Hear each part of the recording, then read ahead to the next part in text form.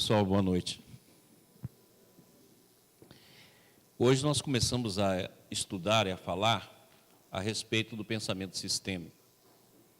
E o pensamento sistêmico, creio eu, que vai ser o grande avanço do conhecimento em todas as áreas das próximas décadas. Talvez seja um dos legados mais importantes do campo da ciência, da educação, da filosofia, para todos nós. Mas esse pensamento sistêmico não é novo.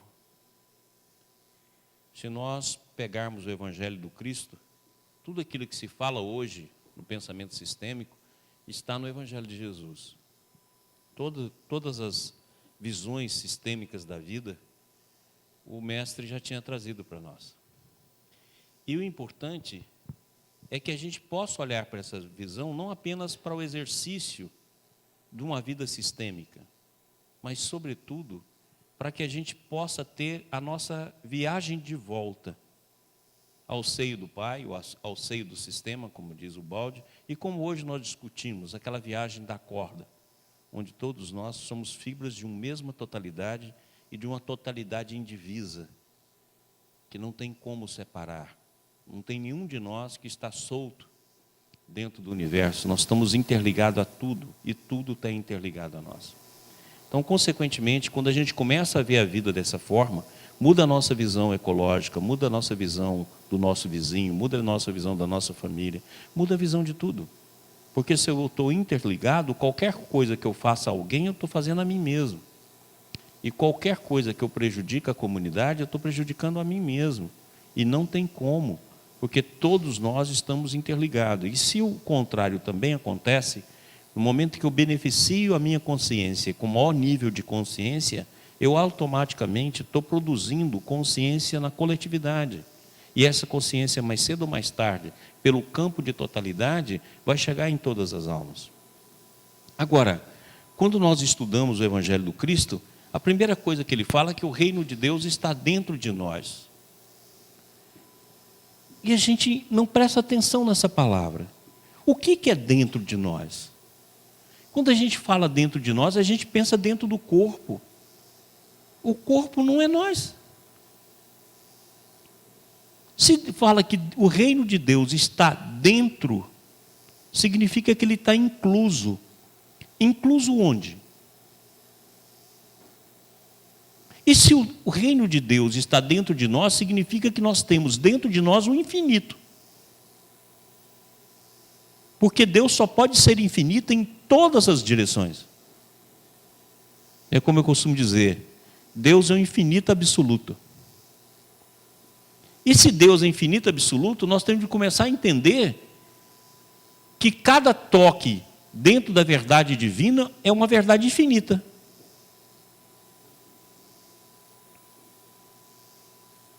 Então, em outras palavras, será que a nossa consciência não é infinita?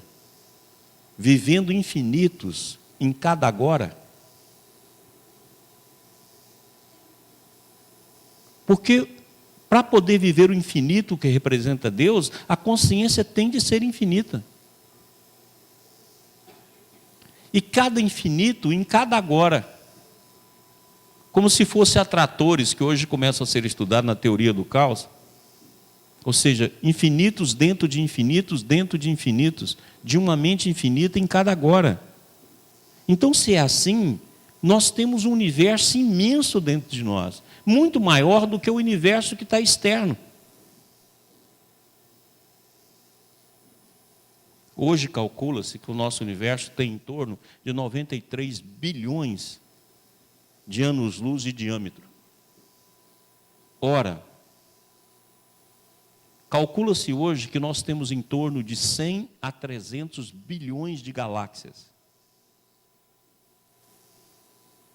No universo que tem 100 sextilhões de estrelas. Então imagina o que é o universo interior. Se ele está dentro de nós, ele deve começar na mente. Que é o princípio interior nosso. O primeiro princípio interior nosso é a mente. É a mente que se projeta para fora através dos instrumentos cerebrais O Baldi tem uma frase que, no último aula do curso de sonho, eu falei. O Baldi fala assim: não é que o pensamento, que o cérebro fabrica ou produz pensamento. É o cérebro que é uma secreção do pensamento. É uma visão totalmente diferente. Se os nossos órgãos não passam de produtos formados pelo campo de informação da nossa mente, então dentro de nós começa na nossa mente. Mas não pode ser nessa mente mecânica. Essa mente biológica do dia a dia. Essa mente de fazer, de comentar, de falar, em que a gente fica preso no dia a dia. É uma mente que está muito além disso. E essa mente deve ir para o oceano da consciência.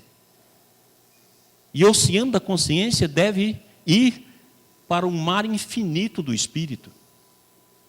E isso tudo está dentro de nós. Então, somente pela visão íntima que nós vamos ver a presença de Deus.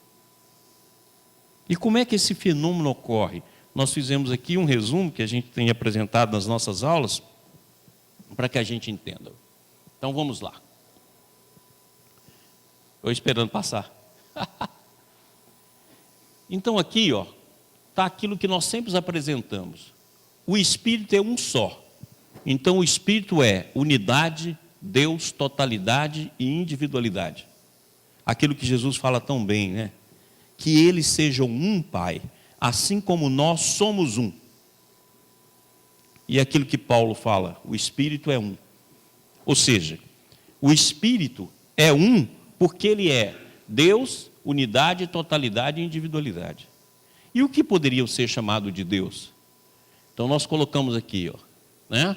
Deus como essência, ele é amor.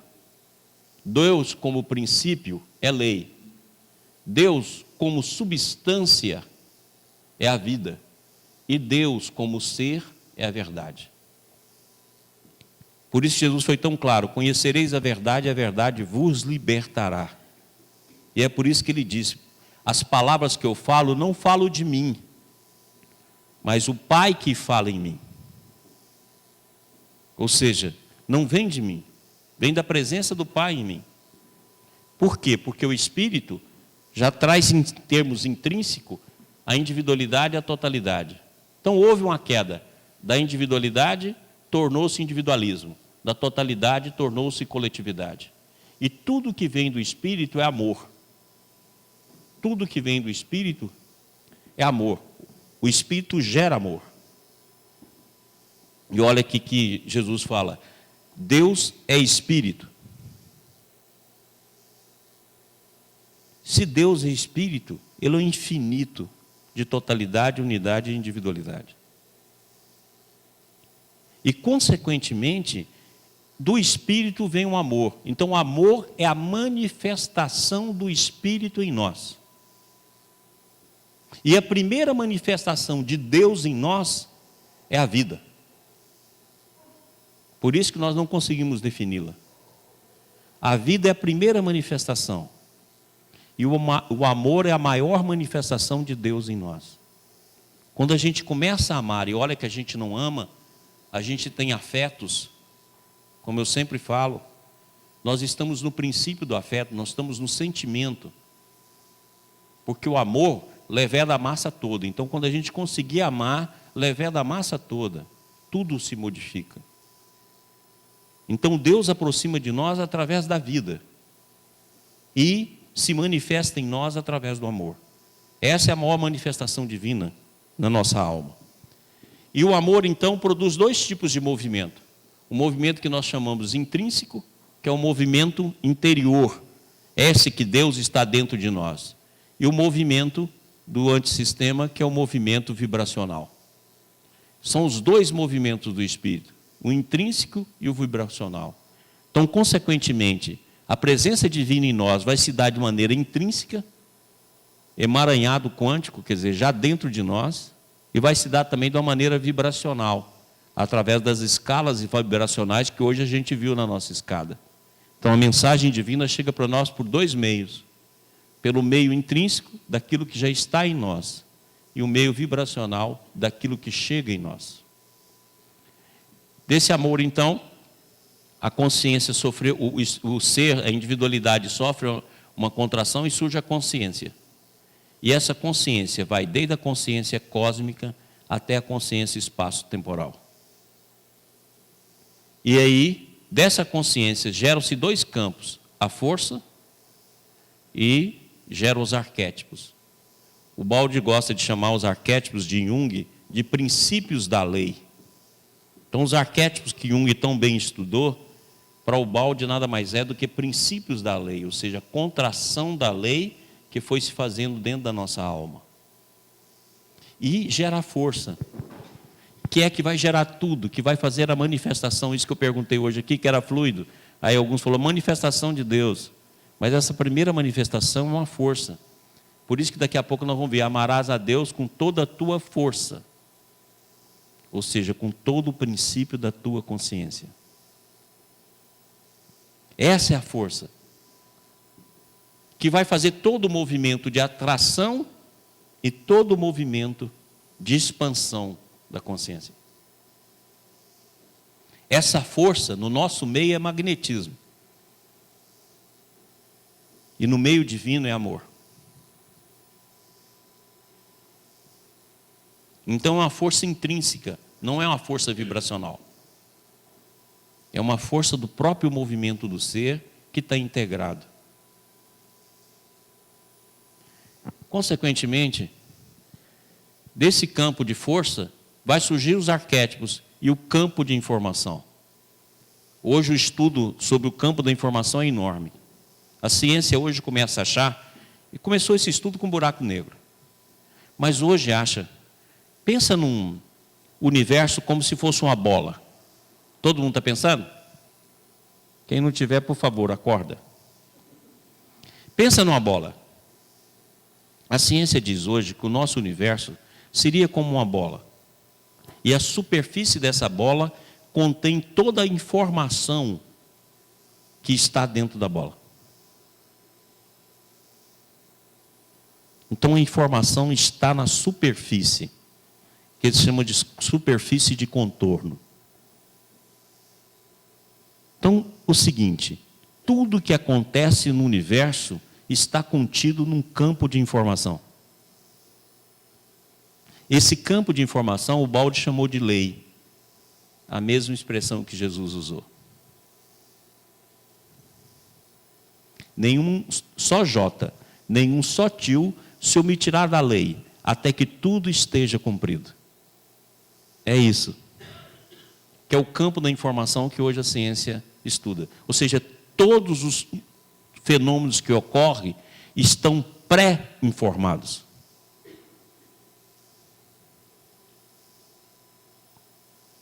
Então, consequentemente, tem um mito que nós já estudamos muito, é o mito da caverna de Platão. Né? O que o Platão diz? Que nós estamos numa caverna, amarrados e presos, de costas. E aí tem uma fogueira do lado de fora da caverna. E as pessoas passam na frente dessa fogueira e os presos que estão aqui veem as imagens na parede. E eles acham então que essas imagens na parede é a realidade. Até que um preso se desprende e vai lá fora. E vê que a realidade é muito mais ampla do que as imagens projetadas. Mas hoje o mito da caverna é muito maior. Porque a ciência acha que as imagens projetadas na caverna e as que a gente vê quando sai da caverna, é tudo projetado. Então as imagens que a gente vê é uma projeção de uma superfície de contorno do nosso universo e elas aparecem conosco como holograma. Então todo o universo é holográfico. E regido por um campo de informação. A partir daí, há a contração maior da consciência e vai surgir os campos mentais coletivos, que o Jung chamou de inconsciente coletivo. Mas os campos mentais coletivos é onde todos os seres no campo vibracional se ligam. Todos os seres fazem parte de um mesmo espírito. Fazem parte de campos diversos de consciência e fazem parte de um mesmo campo mental coletivo. E desse campo mental coletivo surgem as ideias, os símbolos e sinais e as energias sutis. E a gente ainda acha, como a gente viu hoje, quando a gente perguntou sobre o fluido, que a energia sutil é algo, substância. Então, se eu pego a energia potencial e transformo em energia cinética, eu não transformei em algo. Não é substância no sentido do termo. Eu apenas fiz o movimento do trabalho, o movimento da ação, daquilo que pré-existia no próprio ser. Por isso que é potencial. Então, consequentemente, na hora desse campo coletivo, chega na nossa mente individualizada. Eu gostaria de dizer que individualizada aqui não é o indivíduo aqui, o verdadeiro ser. É individualismo. E esse individualismo, que significa egocentrismo egoísta, baseado na memória, no sentimento e no pensamento, forma as imagens. E o cinturão de imagens que eu coloquei como código de barra de cada ser. E você passa a vida nisso aqui. E olha o que tem para cá. E você não vê, você só vê isso. Então o universo que você vê é o universo que você cria. Então você fica aqui, esse código aqui é do dinheiro, isso aqui é do trabalho. O preto aqui é o esposo, que não dá para ver. Aí você passa o dia construindo imagem. André Luiz fala que o pensamento cicla com o mesmo ciclo do coração.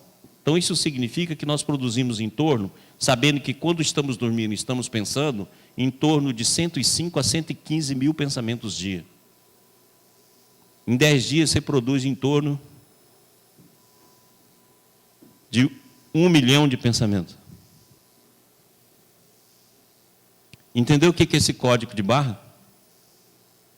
Esse código de barra que não nos permite ver Deus, que não nos permite ver o Espírito.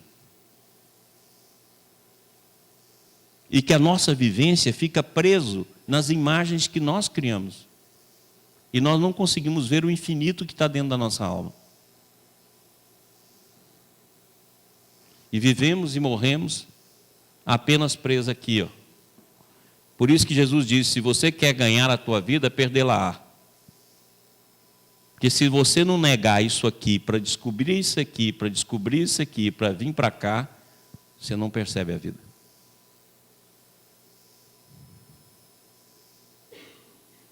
Então aqui está a mesma imagem, reduzidas aqui em bonequinhos. Essa aqui foi a Norma que fez. Então aqui está o espírito, e do espírito vem o amor, o movimento intrínseco e o movimento vibracional. De contração surge a consciência. A consciência gera força e campo de informação. E os arquétipos é o símbolo desse campo de informação e dessa força.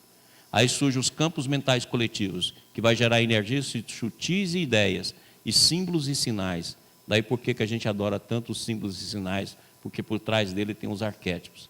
Depois disso vai vir a mente individual, e a mente individual com sentimento, pensamento e memória e imaginação formam os cinturões de imagem.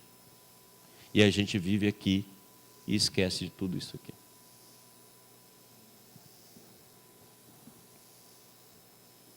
Então a primeira lei sistêmica, olha só que interessante.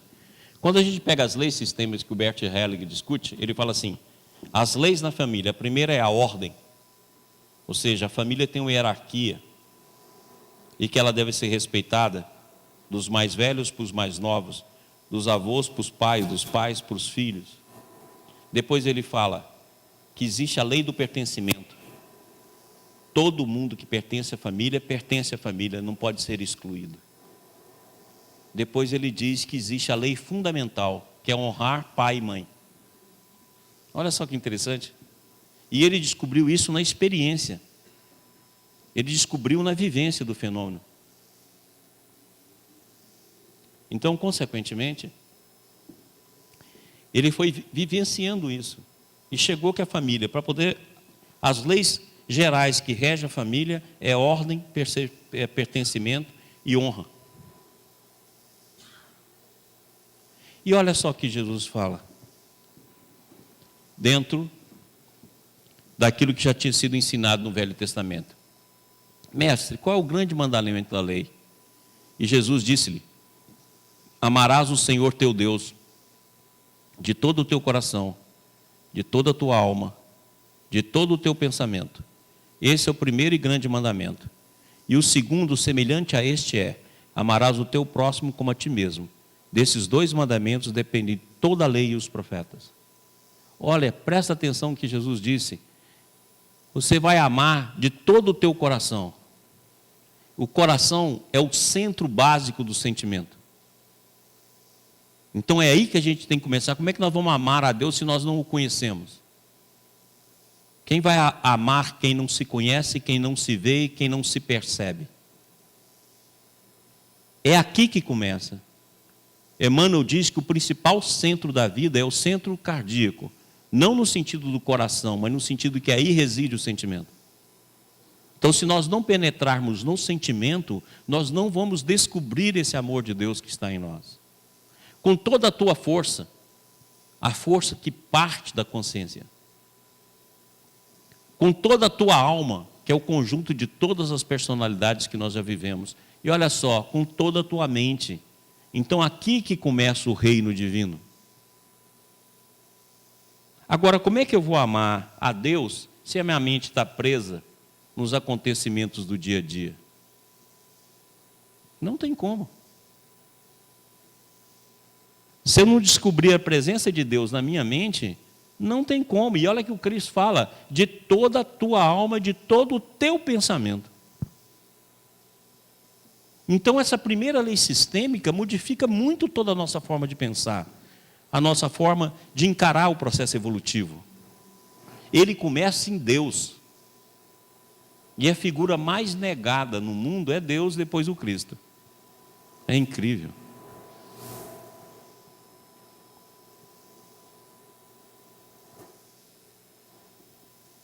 E por que ela é negada? Porque ninguém descobre Deus em si mesmo para poder falar dele. Repete as frases existentes. E sempre Deus está longe, distante. Cristo não falou isso não, está falando claro aqui, ó. Você vai amar Ele de todo o teu sentimento, de toda a tua alma e de todo o teu pensamento. Então Ele está presente nesses campos.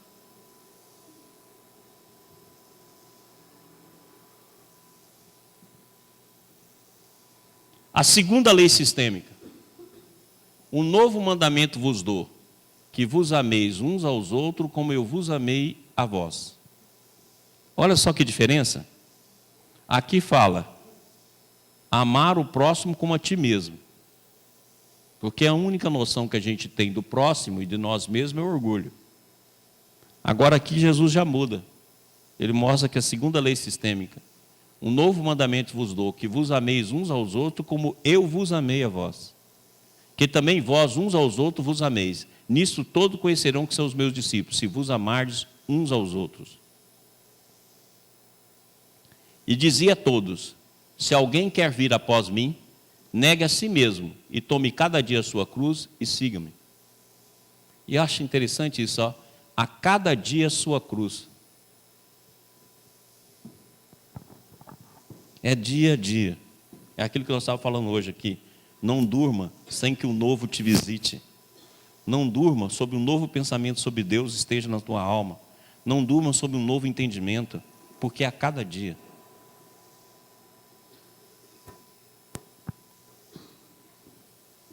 Terceira lei sistêmica. E qualquer que dentre vós quiser ser o primeiro, será servo de todos.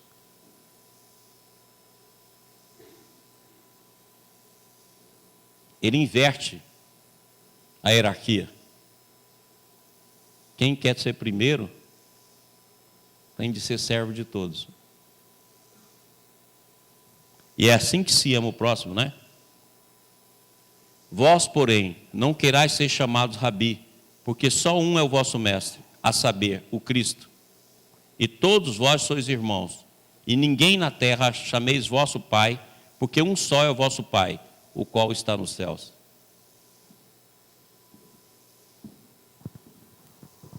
É aquilo que Jesus fala: vós me chamais de Senhor e Mestre, eu o sou. Olha, se tem um mestre, o mestre é vivo. Como diz Jesus, Deus não é Deus dos mortos. Então, se ele é mestre de ensino na nossa alma. Ou em outras palavras, o nosso pensamento está incluso no pensamento do Cristo. A cortina do eu que não deixa ver isso.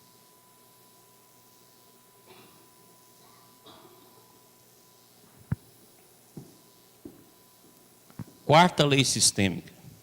Albert Hellinger aí, ó, redescobriu essa lei. Porque Deus ordenou dizendo: honra teu pai e a tua mãe. Não tem conversa. Pai pode fazer o que for, tem de ser honrado.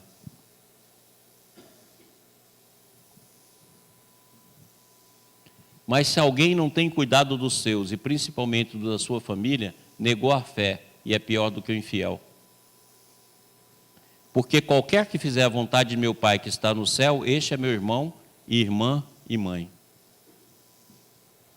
Ou seja, a honra é fundamental. E nós não temos direito de censurar o nosso pai nem a nossa mãe. E hoje é comum demais isso.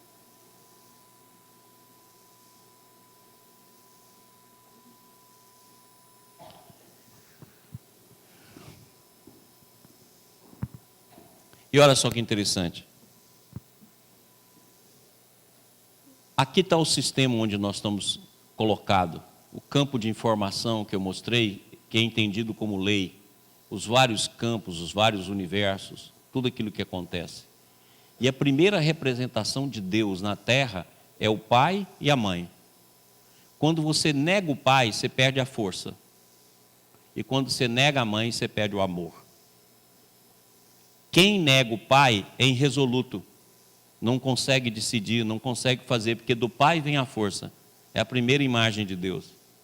E quem nega a mãe não consegue amar ninguém. Então, quando a pessoa fala: eu tenho problema com a minha mãe, até hoje eu não me entendi com ela, você perdeu o amor. E aquilo que Emmanuel fala, isso é de Emmanuel. O espírito, quando retorna ao plano físico, vê nos pais as primeiras imagens de Deus e da vida. E no pai a força, na mãe o amor. Por isso que é: honra teu pai e a tua mãe. Então, muitos problemas psicológicos que nós temos vêm disso aí.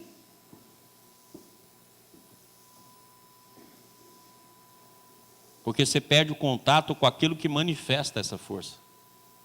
A imagem que manifesta essa força. E você nega a imagem, você perde a conexão com aquilo que manifesta através dela.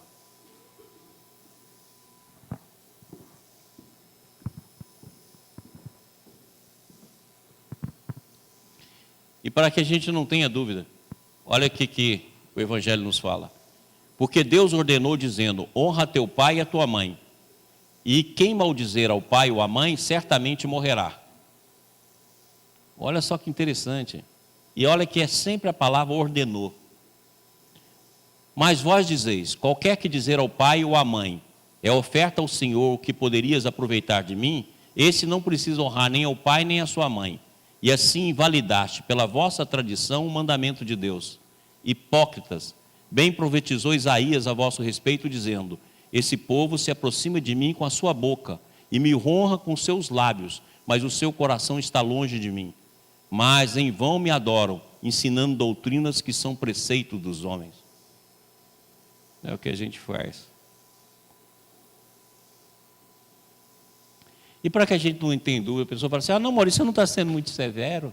A gente tem de criticar o pai, acordá-lo para as funções que ele tem de exercer. Então eu vou ler esse aqui. Ó. Esse aqui é do Evangelho segundo o Espiritismo. É a lição mais rígida que o Evangelho segundo o Espiritismo tem. Quando eu leio ela, é igualzinho ler o Velho Testamento, porque joga até praga. é como se fosse Deus dos exércitos. E isso está no Evangelho segundo o Espiritismo.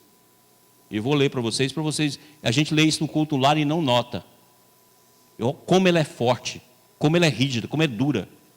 Vou ler agora, e vocês vão ver como é que é dura. O mandamento, honrai o vosso pai e a vossa mãe, Evangelho segundo o Espiritismo, capítulo 14. O mandamento, honrai o vosso pai e a vossa mãe, é um corolário da lei geral de caridade, de amor ao próximo, visto que não pode amar o seu próximo aquele que não ama seu pai e sua mãe. Lembra que eu falei, se você não tem o amor pela mãe, você perde o amor.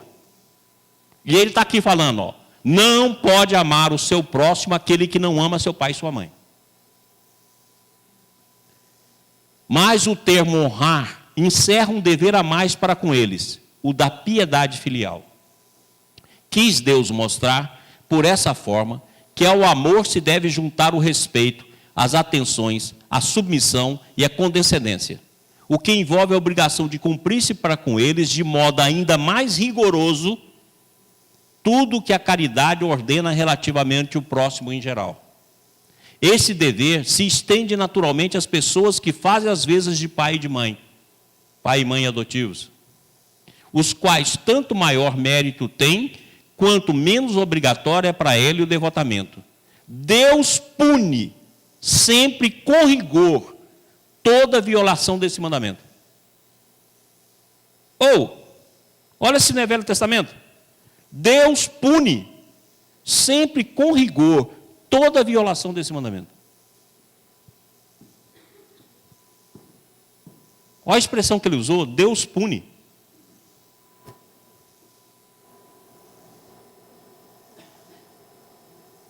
E isso está no Evangelho segundo o Espiritismo, que a gente lê todo dia. Ah, não, mas tem pai que faz coisa muito errada. Ai, pois, continuando a praga, ai, pois, daquele que ouvido o dever ao que o amparam em suas fraquezas, que com a vida material lhe deram a vida moral, que muitas vezes se impuseram durante duras privações para lhe garantir o bem-estar. Ai do ingrato, será punido com a ingratidão e o abandono, será ferido nas suas mais caras afeições. Meu filho, é praga que não acaba mais. Algumas vezes já nessa existência atual, mas com certeza noutra, que sofrerá o que houver feito aos outros. Tem muita gente que nasce e fala, mas ninguém me ama, ninguém me quer, não consigo nem casar. Olha aí a causa. Desonra pai e mãe para ver se você casa aí nas próximas 5 reencarnações. Gostaria tanto de ter uma família. Olha aí o que você fez, minha filha. E olha, é claro, e as ações são muito fortes. Ai do ingrato, será punido com a ingratidão e abandono. Será ferido nas suas mais caras afeições. Gente, olha só, isso está no Evangelho segundo o Espiritismo. É duro.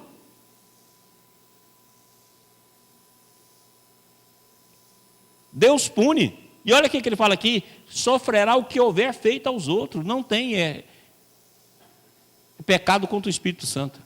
Não é perdoado.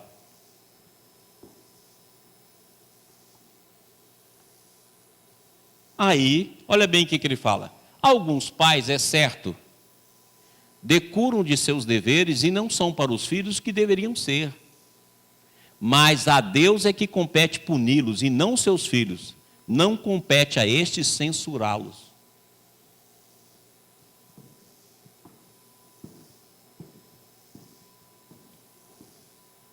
Não compete a esses censurá-los.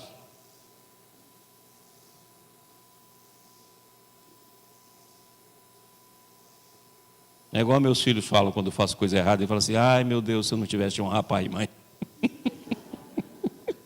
Eu ia descascar você, gordinho, mas não tem de honrar, então eu aguento. Porque talvez haja um merecido que aqueles fossem quais se mostram.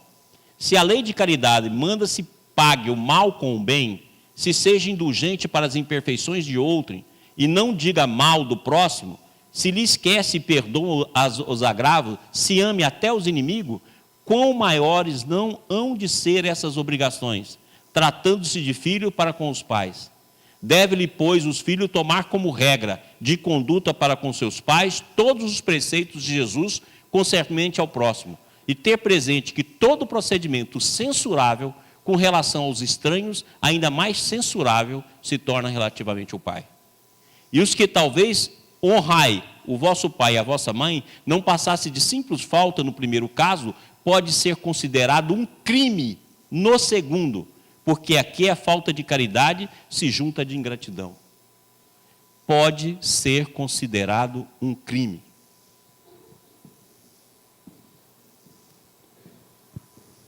Não tem outra passagem no Evangelho tão séria como essa. Pode procurar. Ela é dura. Por isso que eu falei que parece Velho Testamento.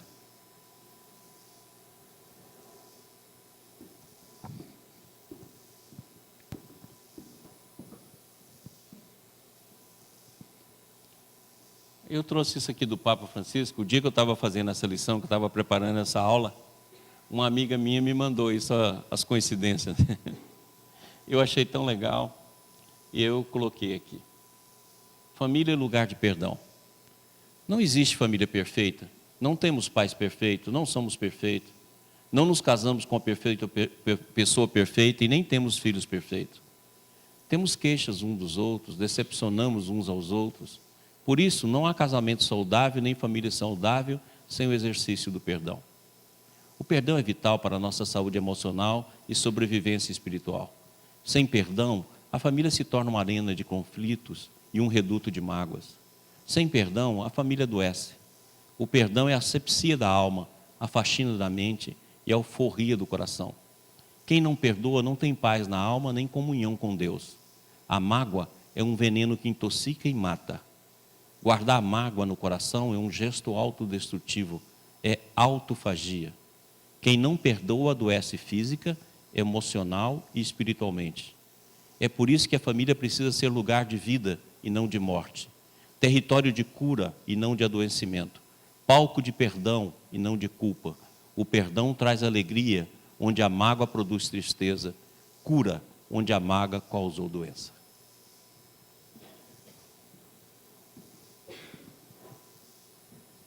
Quinta lei sistêmica.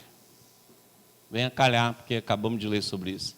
Então Pedro, aproximando-se dele, disse: Senhor, até quantas vezes pecará meu irmão contra mim, e eu lhe perdoarei? Até 7? Jesus lhe disse: Não, te digo que até 7, mas até 70 vezes 7. E ele ainda fala no Sermão da Montanha: Eu, porém, vos digo, não resistais ao mal.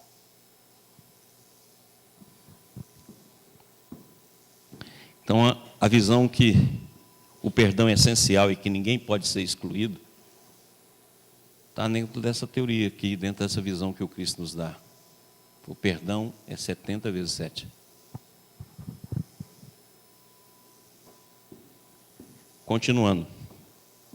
E se teu irmão pecar contra ti, repreende-o. E se ele se arrepender, perdoar-lhe.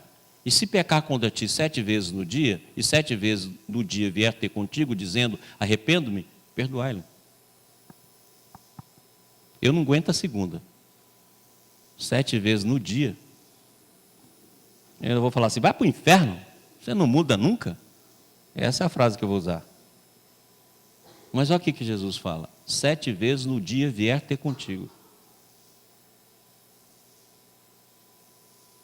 E olha só, com o irmão é diferente. Olha o que o mestre fala. Se teu irmão pecar contra ti, repreende-o.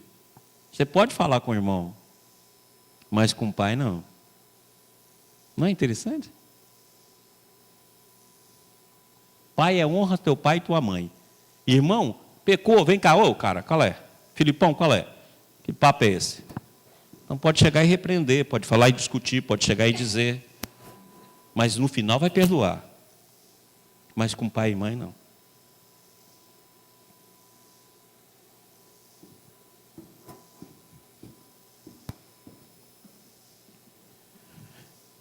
E quando estiverdes orando, perdoai. Se tendes alguma coisa contra alguém, para que vosso Pai que está no céu vos perdoe as vossas ofensas. Olha como é que é o processo. Só vai me perdoar se eu perdoar. Mas se vós não perdoardes, também vosso Pai que está no céu vos não perdoará as vossas ofensas.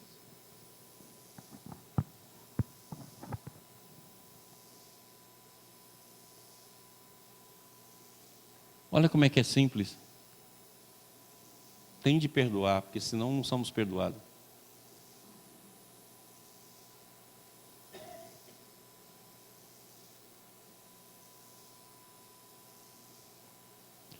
Emmanuel, qual é a atitude mental que mais favorecerá o nosso êxito espiritual nos trabalhos do mundo? É o que todo mundo quer saber, né? Hoje mesmo foi feita essa pergunta. Olha o que Emmanuel responde. Essa atitude deve ser a que vos é ensinada pela lei divina. Na reencarnação em que vos encontrai, isto é, a do esquecimento de todo o mal, para recordar apenas o bem e a sagrada oportunidade de trabalho e edificação no patrimônio eterno do tempo. Esquecer o mal é aniquilá-lo, e perdoar a quem o praticar é ensinar o amor, conquistando afeições sinceras e preciosas. Daí a necessidade do perdão no mundo, para que o incêndio do mal possa ser exterminado, devolvendo-se a paz legítima aos corações. Mesma mensagem que a gente viu lá com Francisco, quer dizer, o perdão.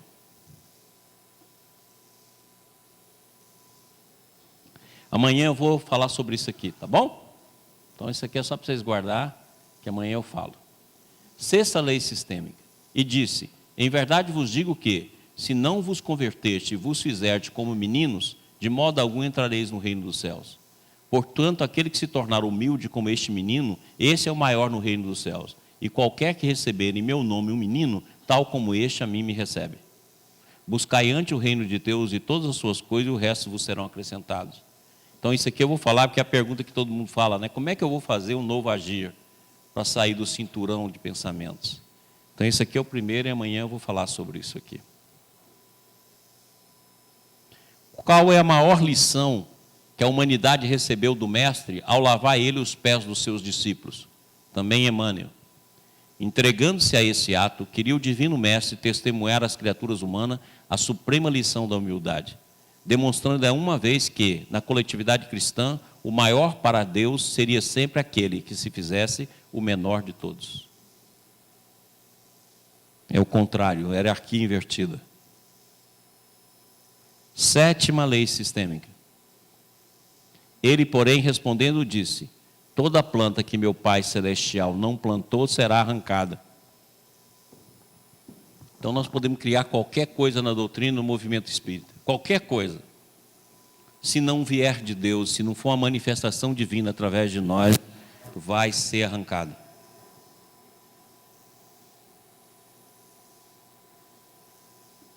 Ou seja, só permanece aquilo que for manifestação divina em nós.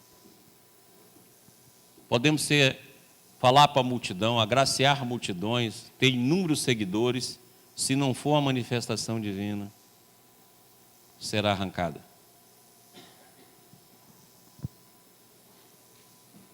É por isso que está lá, Espírita, amai-vos, eis o primeiro mandamento, instruí-vos, eis o segundo. E a gente viu a razão por quê. Porque a doutrina espírita a parte final de todo um processo secular. Então, amar, nós estamos longe, mas instruir está perto. Porque a qualquer que tiver será dado, e terá em abundância, mas o que não tiver, até o que não tem, lhe será tirado. Isso é uma lei, gente. Então, se eu busco a presença de Deus em mim, se eu procuro a presença de Deus em mim, mais lhe será dado. Aquilo que nós vimos hoje no filme de agricultura. Nós estamos plantando abundância. Mas se nós não fizermos esse movimento, o pouco que a gente tem, não será tirado.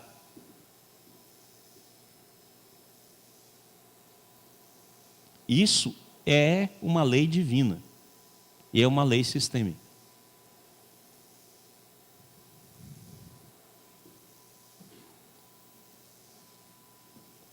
A Gênese e Allan Kardec. Sendo uma só e única verdade, não pode achar-se contida em afirmações contrárias. E Jesus não pretendeu dar duplo sentido às suas palavras. Então, se as diferentes seitas se contradizem, Se umas consideram verdadeiro o que as outras condenam como heresias, é impossível que todas estejam com a verdade. Se todas tivessem aprendido o sentido verdadeiro do ensino evangélico, todas teriam se achado no mesmo terreno e não existiriam seitas. O que não passará é o verdadeiro sentido das palavras de Jesus. O que passará é o que os homens construíram sobre o sentido falso que deram a essas mesmas palavras. Tendo por missão transmitir aos homens o pensamento de Deus, somente a sua doutrina, em toda a sua pureza, pode exprimir esse pensamento. Por isso foi que ele disse: toda planta que meu Pai Celestial não plantou será arrancada. Então nós não precisamos discutir a verdade, porque o que não for é arrancado.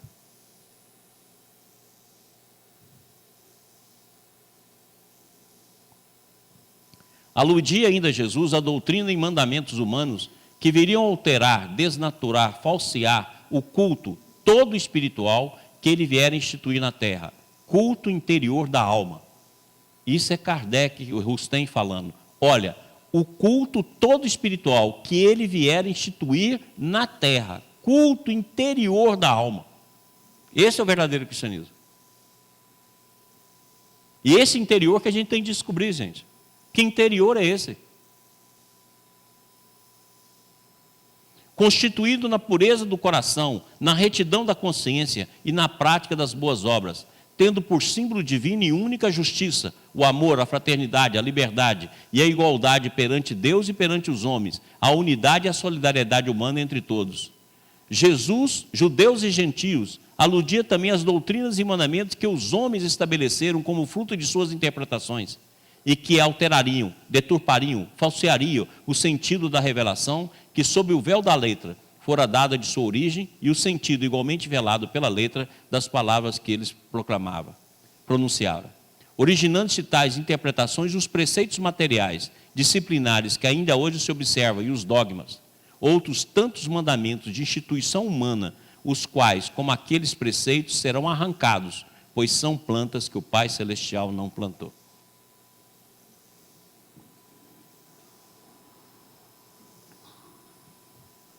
Pietro Baldi. Para aqueles que ainda não veem, concluamos com a palavra de São Paulo. Ninguém se iluda.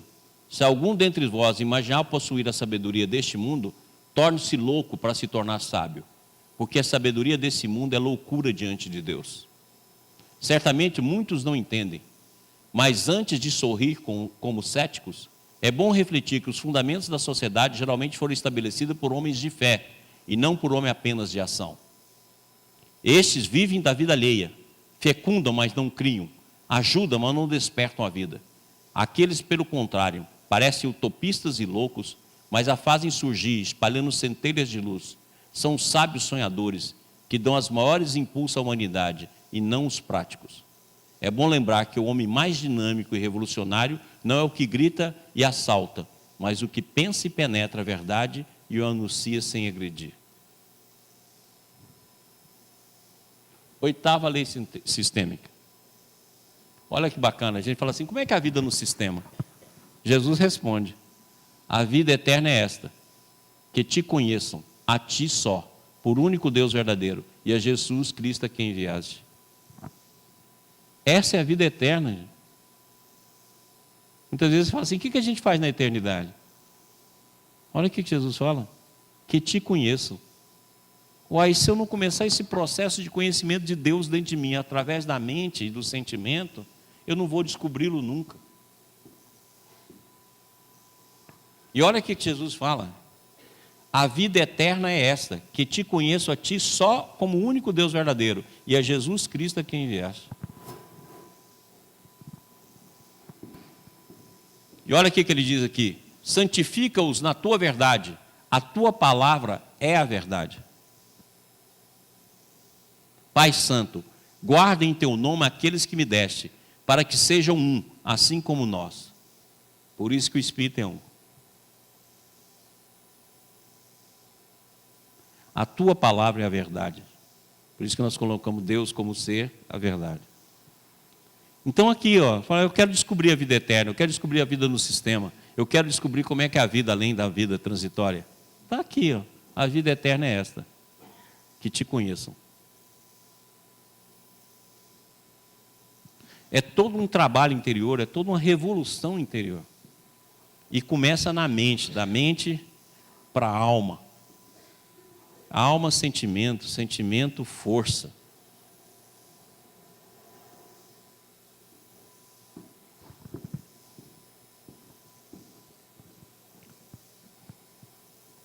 Beato Baldi. Para estarmos em comunhão com Deus, também se torna necessário arder de entusiasmo e pregar, sofrer e intuir, desprender-se e amar. Tanta força se emprega para não nos perdermos no infinito e sermos arrastados no turbilhão, para elevarmos aos mais altos dos céus.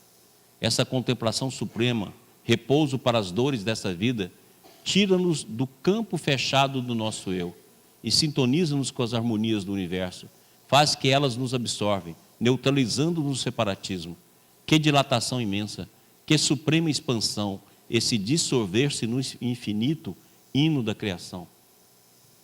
Então é exatamente isso aqui, ó. Tira-nos do campo fechado de nosso eu, que é aquele código de barra, o cinturão dos nossos pensamentos. E se nós somos uma totalidade indivisa, todo esse processo chega até nós todo momento. Por isso que Santo Agostinho falou tanto da graça, Paulo de Tarso falou tanto da graça. A graça é o movimento do Espírito em favor de nós. Mas só que a gente não absorve. Porque nós estamos presos nas coisas do mundo. No cinturão de imagens que a gente forma de nós mesmos. Nona lei sistêmica. Se queres, porém, entrar na vida, guarda os mandamentos. Disse-lhe, quais? E Jesus disse, não matarás, não cometerás adultério, não furtarás, não dirás falso testemunho, honra teu pai e a tua mãe, e amarás o teu próximo como a ti mesmo. Disse-lhe o jovem, tudo isso tenho guardado, desde a minha mocidade, que me falta ainda? Disse-lhe Jesus, se queres ser perfeito, vai, vende tudo que tens e dá aos pobres, e terá o tesouro no céu, e vem e segue-me. O jovem, ouvindo essas palavras, retirou-se triste, porque possuía muitas propriedades. E a gente fala assim, isso aqui é só para rico. Não, essas propriedades estão no pensamento. A pergunta que você tem que fazer é, quantas propriedades eu tenho e que eu não quero abandonar? A propriedade do desejo, a propriedade das aspirações humanas, a propriedade do autoelogio, a propriedade da alta consideração, a propriedade da mágoa, a propriedade do ciúme. Isso é propriedade. E se eu não abandoná-las, eu não tenho como ver o que tem além.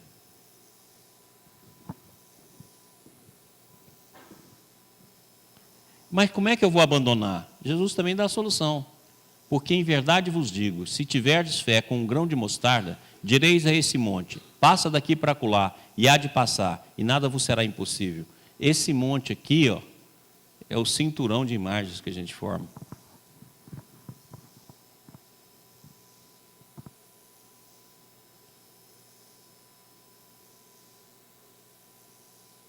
Beato Baldi.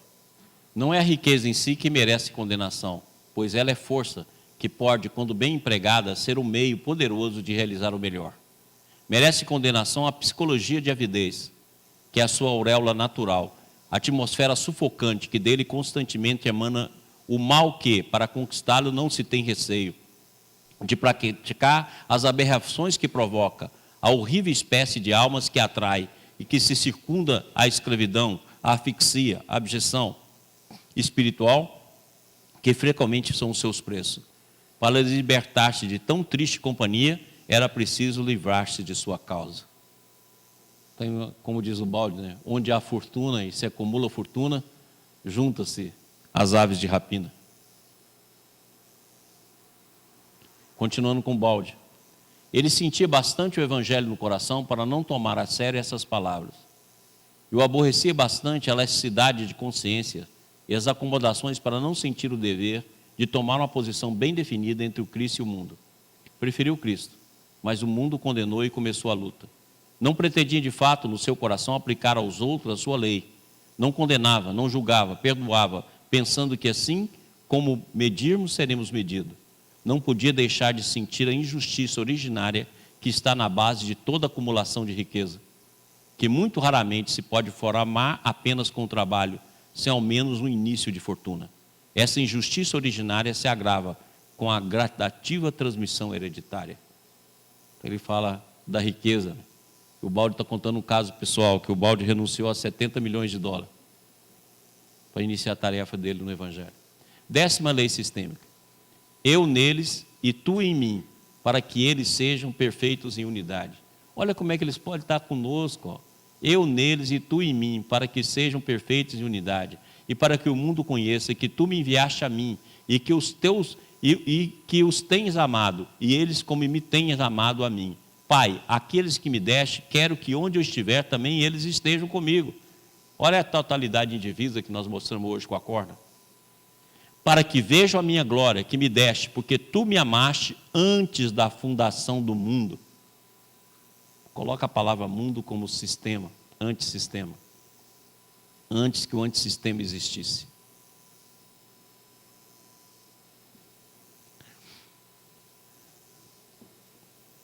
Continuamos com o Baldi. Chega-se à unificação com Deus depois de haver compreendido numa síntese conceptual o funcionamento orgânico do universo, identificando-se com a alma universal. Esse é o rumo do ser, a realização da maior felicidade, porque ao mesmo tempo da mais vasta expansão. De outro modo, tudo será uma trabalheira inútil. O instinto insaciável da alma está manifesta, mas a porta de entrada está no céu e não na terra.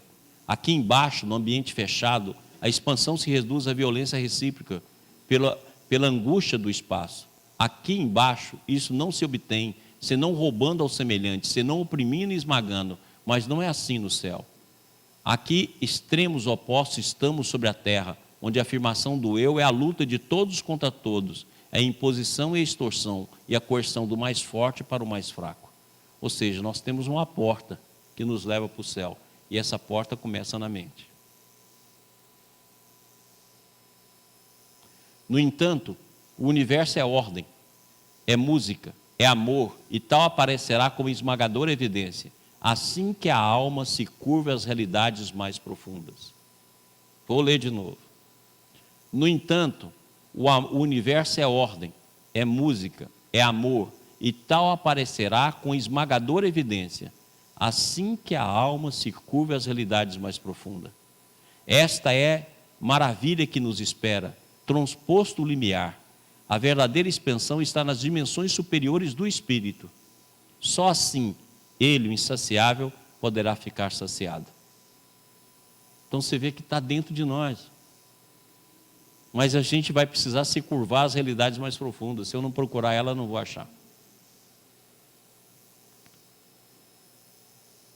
Resumo de todas as leis sistêmicas.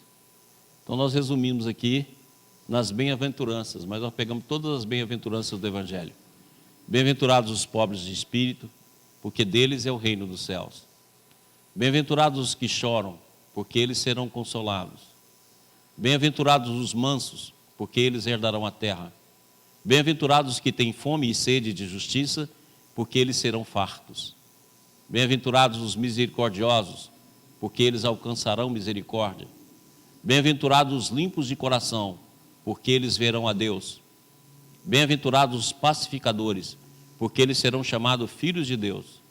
Bem-aventurados os que sofrem perseguição por causa da justiça, porque deles é o reino dos céus.